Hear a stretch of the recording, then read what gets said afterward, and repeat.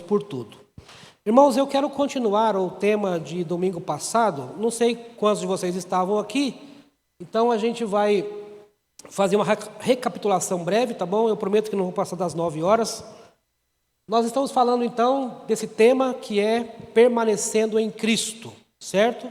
Hoje eu trouxe, não faço isso normalmente, mas a expressão aqui, em grego, menô, e significa continuar em um determinado estado, condição ou atividade. Então, a palavra permanecer, no grego, tem exatamente a ideia que nós conhecemos no português. A ideia de continuar, estar ali prosseguindo, tá certo? Uma atitude contínua, não desistindo daquela condição. E nós vimos, então, no domingo passado, esse texto de João 15, que é um texto muito conhecido sobre a videira. Nós destacamos as palavras que o Senhor Jesus usou quando João foi escrever o Evangelho. João lembrou das palavras de Jesus e João, então, escreveu as palavras de Jesus, dizendo, exatamente o que Jesus havia afirmado quando o Senhor Jesus expressou aquelas palavras para eles. O Senhor Jesus usou a figura da videira. Prestem atenção nessa primeira expressão aqui, eu sou. Daqui a pouco a gente vai mencionar ela. Então, o Senhor Jesus usou por várias vezes a palavra, o verbo permanecer, para indicar a necessidade de continuarmos nele, de estarmos nele todos os dias, tá certo? E domingo passado eu falei que existe uma diferença na doutrina que fala que nós estamos em Cristo e a doutrina de que Cristo está em nós, tá certo? A Bíblia fala das duas coisas. A Bíblia fala que quando nós nos convertemos, ou quando o Senhor nos salvou, quando o Senhor nos converteu, então o Senhor veio habitar em nós. Passamos a ser morada do Espírito Santo de Deus. E pode soar estranho, mas é exatamente isso que significa o permanecer em Cristo, que é o Senhor Deus sendo a nossa morada. Essa é a ideia da palavra do Senhor, ok? Então, nós habitamos em Cristo, Cristo habita em nós. Nós também vimos na segunda tela, na continuação do texto de João 15, que permanecer em Cristo tem a ver com os mandamentos do Senhor, de estar fazendo a vontade do Senhor, ok? E uma das vontades do Senhor expressa nesse texto é a respeito do amor a Deus, amor ao próximo, ok? As duas lições que destacamos domingo passado foi que ao estarmos em Cristo, ao continuar no Senhor dia após dia, a nossa vida se torna uma vida frutífera, certo? Uma vida que dá frutos. Ninguém que está em Cristo é infrutuoso. Todos frutificam. Usando a parábola do semeador, o Senhor Jesus falou que alguns frutificam 30, outros 60 e outros 100. Mas o Senhor não disse que alguns não frutificam nada. Caiu na boa terra, a semente cresce e ela vai frutificar. Não frutifica aquela semente que cai lá na terra dura, no meio dos espinhos, na beira do caminho. Essas não frutificarão, mas as que caíram na boa terra frutificam. Então a nossa vida em Cristo é uma vida que precisa ser frutífera, ok? Então o resultado de permanecermos em Cristo é que nós daremos de algum modo frutos para Ele, frutos para a glória dEle, ok? E o segundo é que nós teremos uma vida de oração equilibrada com a vontade do Senhor, e o Senhor promete então responder às nossas orações se nós estivermos nele. Então chegamos no momento da expressão, que eu falei para vocês que eu destacaria, que é a expressão eu sou. Com essa tela aqui, irmãos, eu quero dizer para vocês que a ideia no Evangelho de João da permanência nossa em Jesus tem muito a ver com o modo que João estrutura o Evangelho, certo? Vocês sabem que o Senhor Jesus usou, no Evangelho de João, essas expressões dizendo que ele é. Lá no capítulo de número 8, versículo 24, 28, 58 e no capítulo 13, 19, o Senhor Jesus usa exatamente a expressão dizendo para eles, eu sou, remetendo lá a Êxodo 3, versículo 14, de quando o Senhor aparece para Moisés e diz para Moisés o seguinte, Moisés, vai no Egito, liberta o meu povo. Moisés pergunta, Senhor, mas o que eu vou dizer? Se eles perguntarem pelo nome do Senhor, Deus disse, diga que eu sou. O Senhor Jesus usa essa expressão. A intenção do evangelista João é apresentar Jesus como o verbo da vida, o Filho de Deus. E ele estrutura o seu evangelho sobre essas expressões que Jesus Cristo usou. E todas essas expressões, Jesus como o pão da vida, o Messias, a luz do mundo, a porta das ovelhas, o bom pastor, a ressurreição e a vida, o caminho, a verdade e a vida, a videira verdadeira, todas elas Jesus usou com a intenção de mostrar para a igreja a necessidade de permanecermos nele. Então a figura que você talvez poderia aí na sua mente agora imaginar, é que Jesus ele é uma grande fonte de bênçãos. Como uma fonte de água mesmo, ele é uma grande fonte de bênçãos, só que ele não é só a água, ele é tudo aquilo ali que ele falou que ele é. E agora então é preciso, para nós desfrutarmos dele, em relação a tudo isso aí, nós precisamos estar nele, ligados a ele. A videira, como o Senhor sendo o tronco, nós os ramos, é uma expressão que aponta exatamente essa necessidade. Os ramos cortados do tronco de uma árvore secarão. Se nós não estivermos em Cristo como o eu sou, então nós não seremos satisfeitos em relação à nossa fome espiritual.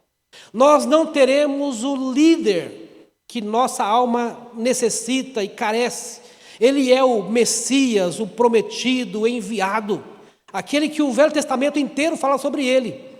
Ele é a luz do mundo. Se estivermos nele, estamos na luz, fora dele estamos nas trevas.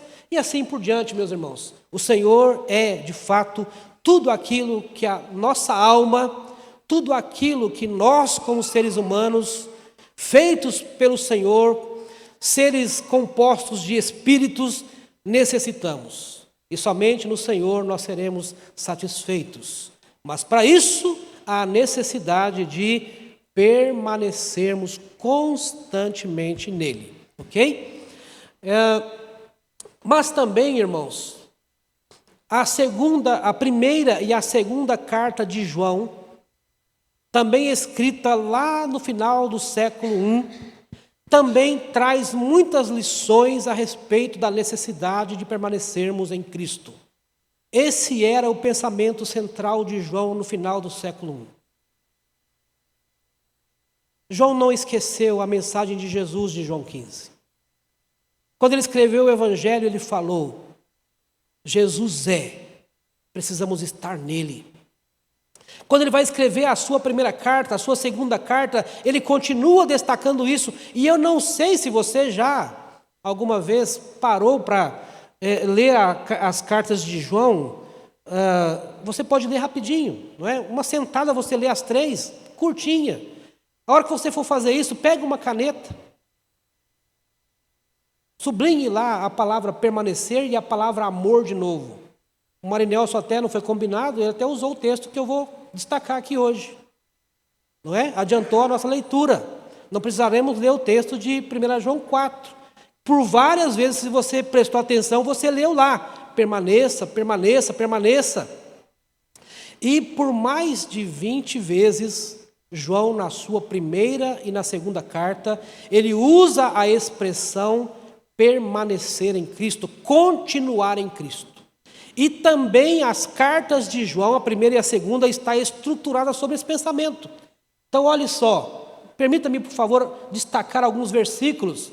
Aquele que diz que permanece nele, esse deve também andar assim como ele andou. 1 João 2,6. Logo na primeira, bem no início da carta, no versículo 10 ele diz: aquele que ama a seu irmão permanece na luz. 1 João 2,14. Jovens, eu vos escrevi porque sois fortes e a palavra de Deus permanece em vós. Também 1 João 2,24. Permaneça em vós o que ouviste desde o princípio, a palavra do Senhor. Se em vós permanecer o que desde o princípio ouvistes, também permanecereis vós no Pai e no Filho. Veja, apenas no capítulo 2, ok?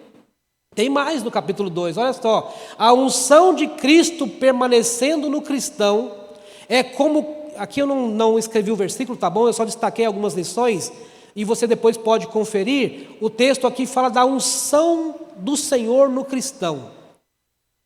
E aí o texto diz: a unção de Cristo permanecendo no cristão, e como consequência, o cristão permanece em Cristo. Como consequência, você continua no Senhor, estando a unção do Senhor sobre a sua vida. Depois você pode ler esse texto, irmãos. Esse texto aqui para mim é maravilhoso, porque ele responde a algumas questões do meu dia a dia, como por exemplo, como eu posso saber a vontade de Deus para a minha vida? Essa é uma pergunta muito feita por nós, constantemente feita por nós. Como saber a vontade de Deus? Como, por exemplo, você vai escolher um curso na universidade, como você sabe que a vontade de Deus é aquele curso que você está escolhendo? Como quando você vai escolher uma profissão, um casamento, ou sei lá, alguma coisa que você vai escolher na sua vida, como saber? João diz assim, que a unção de Deus estando em nós, o nosso coração tem paz. Irmãos, Deus fala no nosso íntimo. Deus, como diz Paulo aos Romanos, Ele comunga, Ele cochicha no nosso íntimo. Mas para que isso seja algo perceptível, você precisa estar em Cristo, permanecer nele e continuar nele.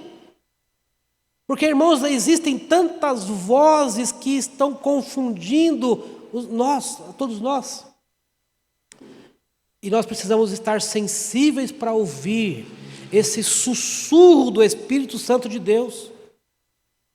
E para isso é necessário, como diz João, permanecer no Senhor. Ok? No capítulo 3 também, no versículo 6, quem permanece em Cristo não vive pecando. Claro que não, não é? Luz, trevas, duas coisas opostas. Não permanecem juntas. Esse texto não está dizendo que você não peca mais, mas você não vive na prática do pecado. A ideia de João é brilhante sobre isso, irmãos. Lá no capítulo 1 ele já fala, né? Se porventura alguém pecar, quer dizer, é inevitável pecarmos, mas não deve ser algo costumeiro, não deve ser algo que seja premeditado. É sempre como um acidente, um tropeção. Essa é a vida do cristão autêntica, daquele que está no Senhor. Ele permanecendo em Cristo, ele não tem mais prazer no pecado. Não vive praticando o pecado deliberadamente.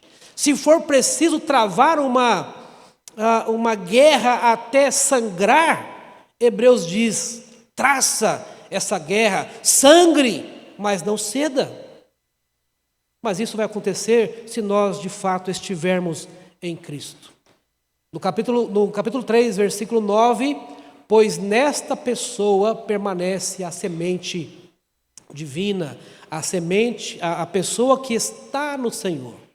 Nela permanece a semente divina. Irmãos, isso aqui é extraordinário.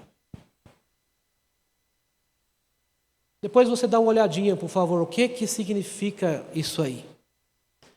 Irmãos, nós somos gerados por Deus. Somos filhos de Deus, gerados por Deus.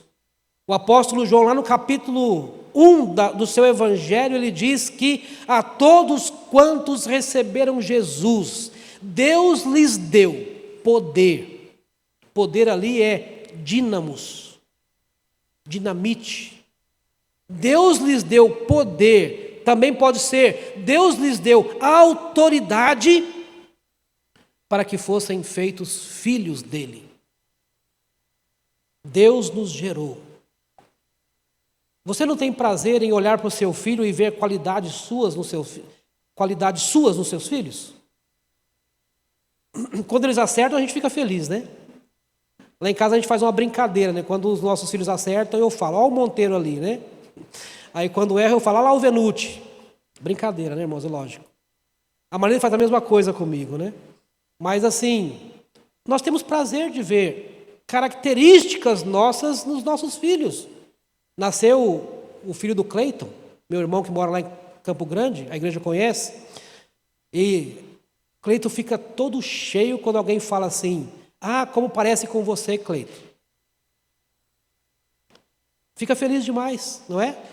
E aí Deus nos salvou, Deus nos fez nascer de novo, Deus nos gerou para a sua família.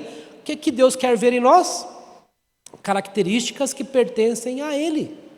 E daqui a pouco a gente vai ver que santificação tem a ver com essa vontade de Deus na nossa vida. Mas também tem a ver, irmãos, com o amor. O texto que Marinelson leu falou mais uma vez, muitas vezes, sobre amor. Amem, amem, amem. João é repetitivo. E ele não cansa de ser repetitivo, porque ele quer que os seus leitores lembrem disso, a necessidade de amar. A tradição diz que no final da vida de João, depois que ele saiu da ilha de Pátimos, ele foi para a igreja de Éfeso. E João já era bem velho, cansado, uma vida muito sofrida. E na sua, então, idade avançada, ele ia para os cultos da igreja, mas não conseguia mais ficar de pé, não conseguia mais ensinar. E os irmãos diziam para João, João, você quer dar uma palavra para a igreja? Ele resmungava as palavras dizendo, amem-se, amem-se, amem uns aos outros. Foi a mensagem que João pregou até os seus últimos dias. Você sabe que João é conhecido pelo discípulo do amor, ou discípulo amado. E nos seus escritos ele destaca muito essa necessidade. Mas a igreja só vai amar. O ser humano só vai amar de verdade se ele permanecer em Jesus. No texto que o Marinelson leu, que é o nosso texto também, daqui a pouco eu vou mostrar, Jesus disse, vocês podem amar, porque eu amei vocês primeiro. O amor de Deus, diz o apóstolo Paulo, ele é derramado em nossos corações. Agora sim, então, esse amor pode jorrar, e aí pode alcançar outras pessoas, mas sem estarmos no Senhor, não tem como amar genuinamente. Irmãos, talvez você esteja aí pensando, mas o meu vizinho ama. O meu vizinho compra a cesta básica para quem está com necessidade, não é? Talvez você possa estar pensando assim, mas eu conheço religiões que praticam o amor. Sim, irmãos. Tem muita gente aí fora, graças a Deus, que está praticando o amor. E isso também é evidência da graça de Deus. Isso também é evidência da graça de Deus sobre aquela pessoa. Mas, se você for procurar a razão pela qual ele ama, você vai perceber que não é para a glória do Senhor, muitas vezes. Você sabe como que você reconhece uma boa ação, uma ação que é para a glória de Deus, uma obra que é para a glória de Deus? Mateus capítulo 5. O Senhor Jesus disse, para que vejam as vossas boas obras e glorifiquem quem? O pastor da igreja? Ou a instituição presbiteriana? Não, para que glorifiquem a vosso Pai que estás no céu. Esta é a definição de uma boa ação, de uma boa obra. Tudo mais é trapo de imundícias, irmãos. E se você sabe o que significa a expressão traço de imundície, você sabe que é muito nojento. Tudo para Deus que é feito para glória, que não seja para dar para Ele, não tem valor. Ok? Continuando aqui, meus irmãos. Ainda na primeira carta de João, capítulo 2, 19. Por outro lado, não permanecemos na comunhão com os irmãos. Não permanecer na comunhão com os irmãos é evidência de perdição, e quem não ama permanece na morte e não tem a vida eterna permanente em si. A junção dos versículos 2, 19, 3, 14 e 3, 15. Se alguém que tem condições e não ajuda um irmão em Cristo, neste não permanece o amor de Deus. Capítulo 3, versículo 17. A verdade permanece no cristão e a doutrina também, quando ele está em Cristo. Então esse é o texto, irmãos, que o Marinelso leu. E percebam, amemo-nos, amor, ama, amor, amado, amou, amar, amamos, amor. Assim é João. Como eu disse, ele é repetitivo, mas não tem problema. Ok? Ele quer dar ênfase. O mandamento do Senhor é: amem-se, amem ao Senhor, amem uns aos outros. Mas para isso, de novo, a necessidade de permanecer. João continua também dizendo essas mesmas coisas. Olha só. Amados, amemo-nos uns aos outros, porque o amor procede de Deus. E todo aquele que ama é nascido de Deus e conhece a Deus. Aquele que não ama não conhece a Deus, pois Deus é amor. Vocês conhecem a musiquinha com essa letra aí? Quem conhece? Conhece? Bonitinha essa musiquinha, né? Nisto se manifestou o amor de Deus em nós, em haver Deus enviado o seu Filho unigênito ao mundo para vivermos por meio dele. Nisto consiste o amor, não em que nós tenhamos amado a Deus, mas em que Ele nos amou e enviou o seu Filho como propiciação pelos nossos pecados. Gostei da interpretação do Marinelso sobre a palavra propiciação. O Senhor é o nosso escudo. É isso mesmo, a nossa proteção. Propiciatório, propiciação, a tampa da arca. Lá dentro da arca tinha os testemunhos de Deus, a vara de Arão, o jarro com o maná, as tábuas da lei, e aquilo servia como um testemunho do pecado de Israel. O maná, porque reclamaram da fome. O cajado de Arão, porque reclamaram da autoridade de Deus, da liderança que Deus instituiu sobre o povo.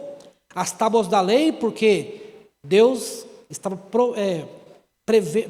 Deus estava providenciando recursos para que o povo de Deus lhe obedecessem e não continuassem pecando. Mas o propiciatório impedia que os querubins que estavam olhando para dentro da arca vissem lá o conteúdo que era testemunho contra o povo. Jesus, ele é então o escudo que não permite que o juízo do Senhor nos atinja. Ok? E indo já para o encerramento, irmãos, então quero dividir a primeira carta de João em dois momentos, tá certo? Primeira divisão da carta de João, capítulo 1, versículo 5, até o capítulo 2, 27. O tema desses versículos é: a medida da comunhão de um indivíduo com Deus é sua experiência crescente do atributo divino da santidade. Vamos ler juntos aqui, irmãos? A medida da comunhão de um indivíduo com Deus é sua experiência crescente do atributo divino da santidade. Quanto você conhece sobre a santidade de Deus? O quanto é importante esse atributo de Deus para você? A sua comunhão com Ele vai depender de como você trata esse aspecto de Deus. Você está preocupado, ou eu estou preocupado, nós estamos preocupados em não ofender a Deus naquilo que Deus não pode suportar? Estamos, por exemplo, preocupados com a mentira? Estamos preocupados em não ofender a Deus naquilo que Ele diz para nós que Ele não gosta, que Ele condena? Se nós dissermos que sim, então nós estamos entendendo o que é a santidade de Deus. Irmãos, Deus não é só um déspota que entregou leis porque Ele tem prazer em fazer isso. Não, quando Ele exigiu de nós alguns aspectos da nossa vida, algumas questões da nossa vida, sobre nossa moral, nossa ética, nosso comportamento, o Senhor está querendo dizer para nós o seguinte: olha, porque eu sou assim, sejam assim. Lembram de que Pedro fala, também lá no livro de Êxodo, fala, sede santos, porque eu sou santo? É isso. É mais uma vez voltando lá à figura do filho que se parece com o pai. Deus está exigindo de nós que nós sejamos como Ele. Que o nosso caráter, nossa ética, o nosso estilo de vida reflita aquilo que Ele é, e Ele é santo. Então a nossa comunhão com o Senhor vai depender daquilo que nós entendemos sobre essa característica de Deus, esse atributo de Deus, a santidade.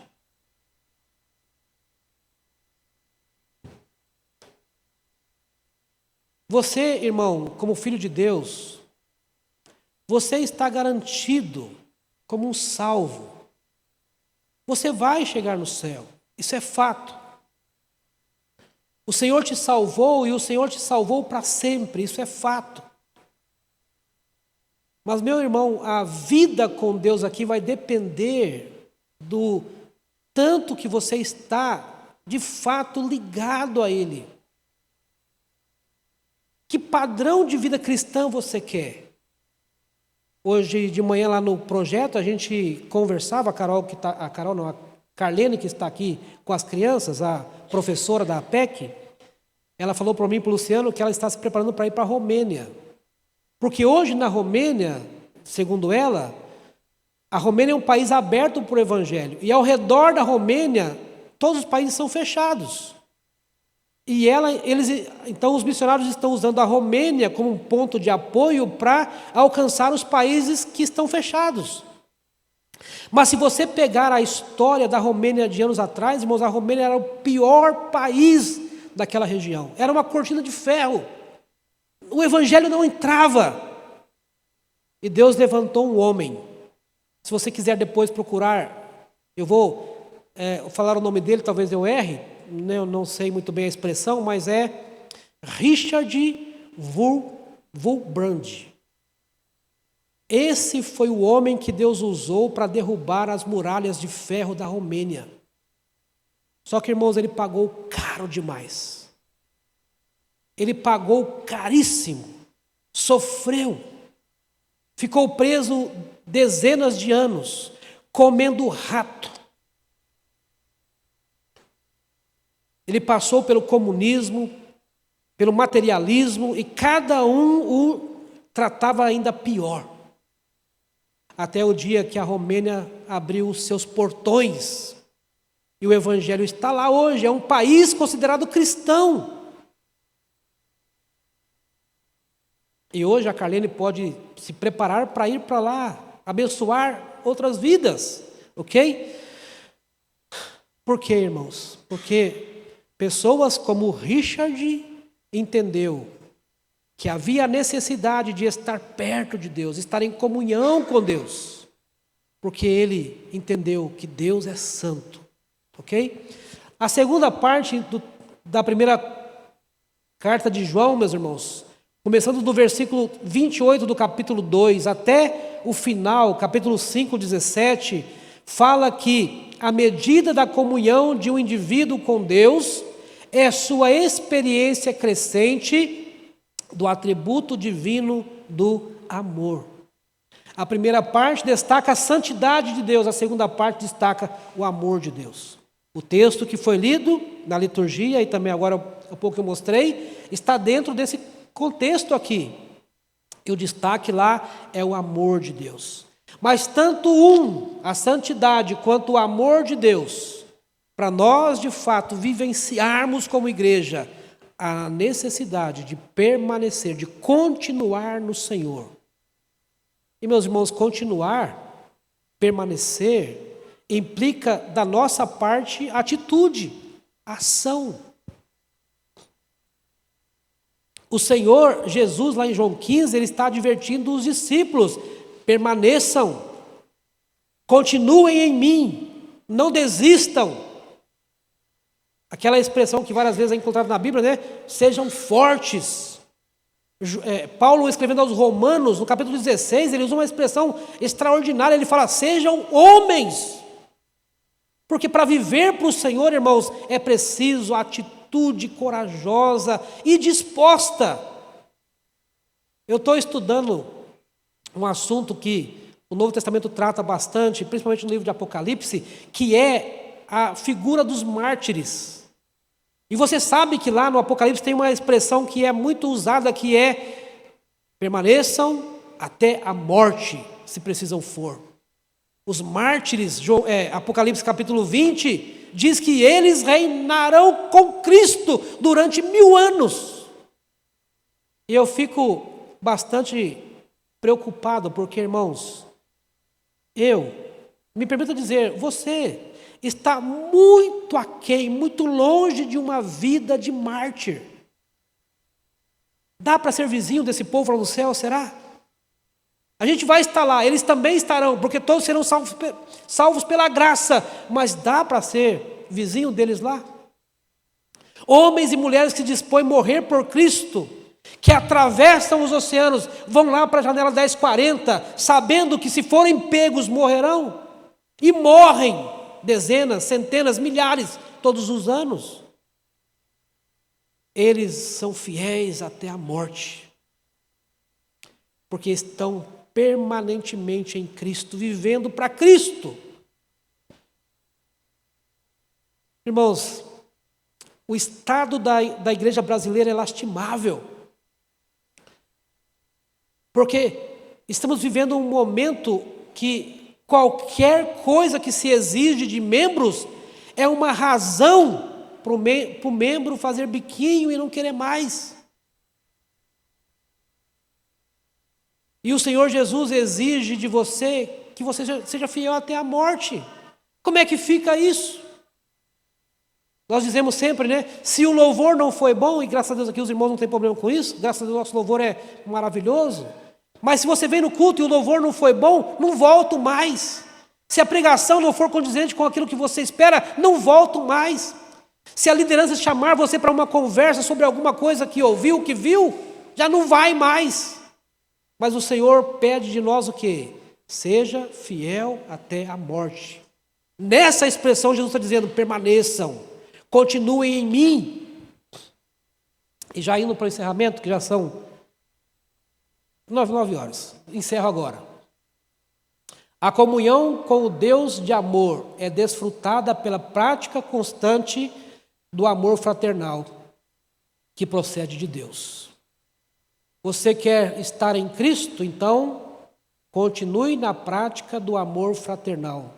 O amor, meu irmão, que nem é seu. O amor foi dado por Deus para você. Você nem está usando uma coisa sua. Você tem porque Deus colocou no seu coração para você usar para a glória dEle, para mim usar para a glória dEle. Então você quer ter comunhão com o Senhor? Então, pratique constantemente o amor fraternal. A comunhão com o Deus de amor é desfrutada pela prática constante do amor fraternal que capacita o crente a partilhar da vida eterna. Aí você vai desejar que outros também conheçam o que você conhece. Recebemos irmãos aqui hoje, irmãos que vieram de outras igrejas. Nosso coração se alegra, não é verdade? Queremos ver todas essas cadeiras cheias. Mas como que isso pode acontecer? A gente tem que ir até lá, não é verdade? A gente tem que procurar testemunhar do Senhor.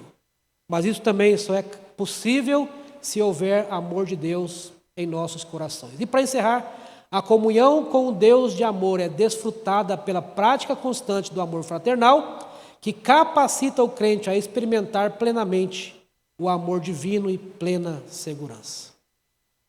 Irmãos, é uma roda gigante, como uma roda gigante.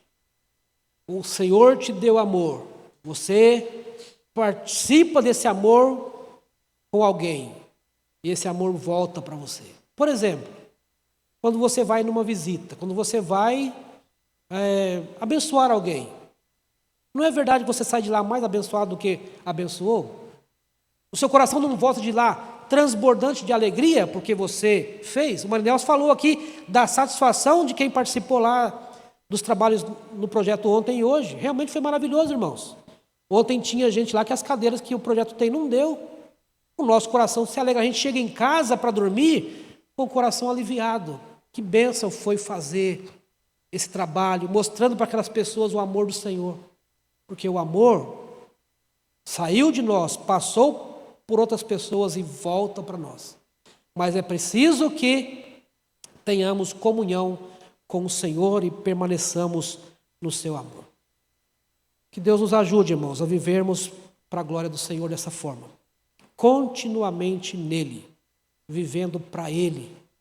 E se o Senhor, de fato, for o nosso objetivo, a nossa razão de viver, nós experimentaremos muitas bênçãos da parte do Senhor, pode ter certeza disso.